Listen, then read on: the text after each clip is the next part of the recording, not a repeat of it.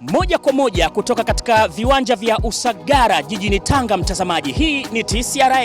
Karibu katika maadhimisho ya wiki ya huduma za kifedha kitaifa ambayo yanafanyika hapa mkoani Tanga. Hapa mtazamaji, TCRA tunashiriki. Ukifika katika banda letu la TCRA utapata elimu kuhusu fursa, faida zilizopo kwenye mawasiliano. Hebu ambatana nami uweze kufahamu banda letu lilipo na namna ambavyo huduma zinavyotolewa.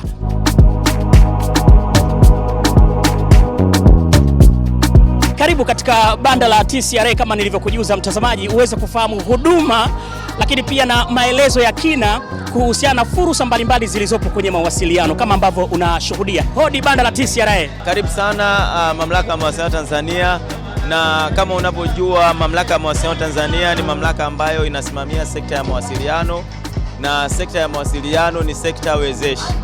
Ili hizi huduma zote za kifedha ziweze kufanyika, nikiwa na maana mabenki, mitandao ya simu mbalimbali, makampuni mbalimbali yanayohusiana na fedha pamoja na uchumi yanahitaji mawasiliano. Takwimu zilizopo sasa hivi zinaonyesha laini za simu ambazo zina akaunti za pesa mtandao ziko takribani milioni 76. Sasa hiyo inakuonyesha kabisa kama ni watu kiasi gani ambao wanashiriki kwenye uchumi wa kidijiti kupitia simu zao, kuweza kutuma miamala mbalimbali na kuweza pia kurahisisha maisha, nikiwa na maana ya kwamba kwenye kufanya biashara na uchumi.